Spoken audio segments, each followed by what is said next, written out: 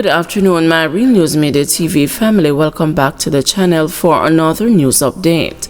And in the news this afternoon, many Jamaicans are not convinced either JLP or PNP committed to fighting corruption. A new RJR Gleaner commissioned Don Anderson poll reveals that Jamaicans see little difference between the two major political parties when it comes to fighting corruption, with nearly equal numbers expressing doubt about their commitment to tackling the issue. The findings reflect a lingering trust deficit between the public and political leaders amid continued frustration over recurring scandals and the perceived lack of accountability. When respondents were asked which political party they believe is more committed to fighting corruption, 26.5% expressly stated none, indicating a growing credibility gap between office holders and the public. The opposition is slightly outranked to the government, with 25.7% saying the PNP is more committed to eradicating corruption, while 25.3% said the same for the governing JLP. Meanwhile, 22.6% say they aren't sure which of the two is more serious about fighting corruption. Pollster Don Anderson, who heads Market Research Services, said both parties are facing a challenge with how the public perceives their commitment to fighting corruption. If you combine those two numbers, you'll find obviously that close to 50% either don't know or don't think either of them is more committed to fighting corruption. Both of them have work to do in changing the perception of the people in terms of their commitment to fighting corruption. We had broken it down, of course, by different age groups. And when you look across the age cohorts, again, there's not a lot of difference, to be honest with you. You know, young people vis-a-vis older persons perceive the parties and their commitment to fighting corruption. He added that there was not a lot of difference in age cohorts in how young people versus older people perceive the parties and their commitment to fighting corruption. The respondents, who gave a vote of confidence for each party, mainly listed a proven track record showing reduction in corruption, the introduction of anti-corruption policies, and that their party has been trying to fight corruption as reasons for their position. The poll was conducted between May 16 and June 7 among 1,033 registered voters 18 years and older. It has a margin of error of plus or minus 3%. Special education teacher gunned down. My niece shouldn't dead like that. Vanessa is not a problem person. Vanessa should never dead like that. She never deserved to dead so. That was the mournful declaration from Winsome Williams Maxwell on Thursday, one day after her niece, 32-year-old special education teacher Vanessa Williams, was gunned down along with her boyfriend, 36-year-old taxi operator Matthew Chin, at their home in Guineptree Lane, Mount Peller, St. James. According to reports, about 10:12 p.m., Williams and Chin arrived home when they were attacked and shot by unknown assailants. Chin was found slumped over the steering wheel of his Toyota Voxy motor car, while Williams was found laying on the ground near the vehicle. They were subsequently pronounced dead at hospital. When the news spoke with Williams Maxwell, she was barely able to keep her emotions in check as she recounted her last interaction with her niece hours before the younger woman's death. The last time me and her talked, she was coming in from church, from the tent meeting at Mount Carey, the community neighbor in Montpelier. When she did a pass, she called to me and I said, "Come now?" And she said, "Not today." And the next thing I heard was a barrage of gunshots, and I never knew it was she that got the shot, Williams Maxwell recalled. I don't know of Vanessa having any problem with anybody. And if you walk around the area, you can ask anybody about Vanessa.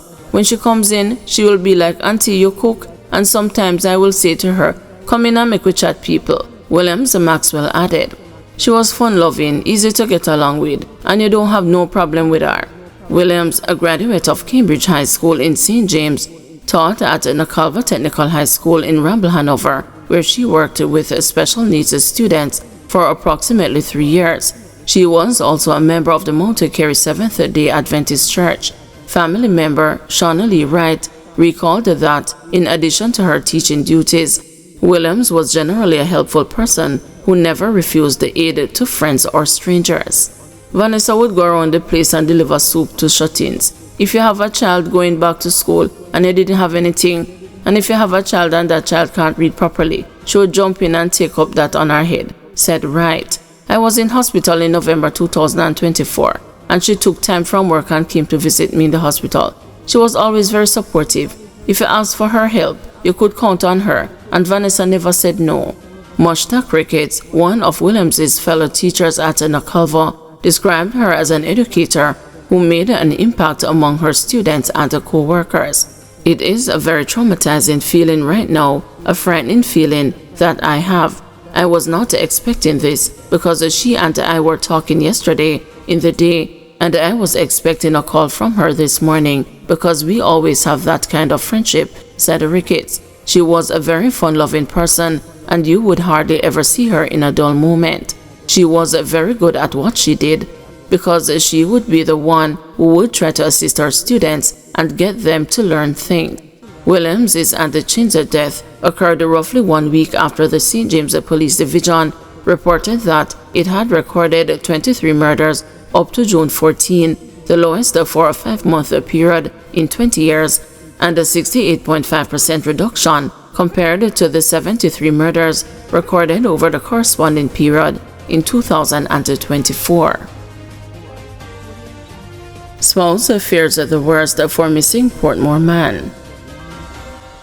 With his daughter's first birthday today, June 20, Javill Williams had plans of putting a smile on her face by getting her a tablet. A photo shoot and other little surprises would also be a part of the package, but Williams's plans have withered away as the 24-year-old Portmore St. Catherine resident had disappeared without a trace. Abigail Reynolds, his baby mother, is pleading with the public for assistance in locating him. Javill is a very caring father. He has 2 children and he takes really great care of them. He is my daughter's father and he always does what he needs to do. His son's birthday was earlier this month and he wouldn't miss that for anything. I am asking the public to just help us bring him home. I don't know what to tell my daughter, and I don't want to have to tell her a sad story eventually, that her daddy is never going to come home, she said. According to police reports, Williams was last seen at Port Henderson Road, more popularly known as the Back Road, on May 19, dressed in a white t-shirt, orange sweatpants, and a pair of black shoes. He is of dark complexion, medium build, and about 150 centimeters tall. Reynolds, who lives in Spanish Town, said she last spoke to Williams on the day he disappeared and was shocked when she received a call from his mother that he was missing. We kept calling his phone and we didn't get him, and then we went to the police, but they said we should wait 24 hours. She gave them a photograph and the police went around the cell to see if he was there because someone was around there with a name sounding like his, but it wasn't his, she said. Reynolds said she was told by one of Williams's friends that they went to Back Road for a joyride on May 19. Him tell Javill say him ready because him not feeling well, but him tell him say he must go on because him a chill with some of him St. Thomas friend them, she said. Reynolds said a search team later found Williams's shirt on a rock beside a broken beer bottle.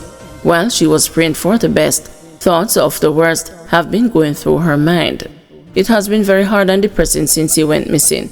We are stressed and we can hardly sleep at nights. I know something is wrong and I just cannot pinpoint if he's dead or alive. I am just hoping and praying that he's alive, although a part of me feel like he could be dead. Javill wouldn't just leave his kids like that. He would move mountains for them, Reynolds said. Anyone knowing the whereabouts of Javill Williams is being asked to contact the Greater Portmore Police Station at 876-989-8422 or the nearest police station. Guys, thank you for watching. See you this evening at 6 p.m. for another news update.